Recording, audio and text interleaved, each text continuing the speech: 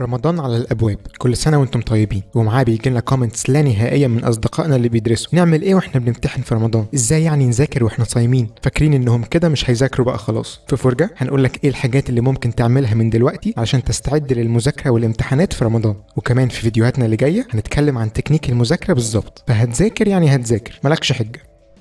في حاجات كتير بتختلف لما يجي رمضان، ودي هي اللي بتخلي نظام اليوم صعب شوية. أهمها هو النوم. أغلب الناس فعلا نظام نومهم بيتغير تماما في الصيام، بسبب إنهم لازم يصحوا للسحور ويناموا بعد الفجر، وبعدين يصحوا الصبح للدراسة أو الشغل. التغيير المفاجئ في النظام ده بيخلي الجسم مش عارف يفرز هرمونات النعاس إمتى، وهتلاقيه غالبا بيقرر يفرزها أول ما تمسك قلم وتقرر تذاكر. الحل ببساطة هو إنك تستغل إن لسه في وقت قبل ما رمضان يجي، وتبدأ تعود جسمك على نظام نومك في رمضان من دلوقتي. مهما كان هو ايه، ابدأ قرب نظام نومك دلوقتي للنظام اللي ناوي تنام بيه في رمضان بشكل تدريجي كل يوم. وبالطريقة دي هتتجنب التغيير المفاجئ ده، وهتضمن تحافظ على نشاطك في وقت المذاكرة دلوقتي وفي الصيام.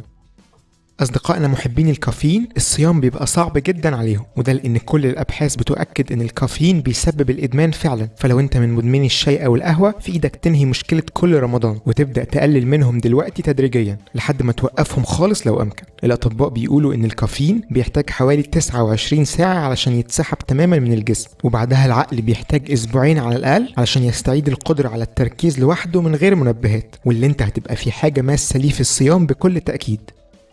طيب، ظبطنا مشكلة النوم وقضينا على مشكلة الصداع اللي بيجي من ورا القهوة. اذاكر ازاي انا يعني واركز وانا جسمي ضعيف كده ومفهوش غذاء؟ الحل بيتلخص في كلمتين: الفيتامينات والفيتامينات. فعلا جسمك ممكن يبقى مرهق لو مفيهوش اكل، لكن عقلك لو عنده قدر كافي من الفيتامينات مش هيحصل لك ضعف في التركيز ابدا. وده اللي انت محتاج تبدأ تعمله من دلوقتي، انك تدي لجسمك ولعقلك كل الفيتامينات اللي محتاجينها. المهم انك تبدأ من دلوقتي، لان الموضوع بياخد شوية وقت علشان تحس بفرق. وهتلاحظ ان حتى وجسمك مرهق من الصيام، عقلك مازال بيتنطط بحيوية ونشاط.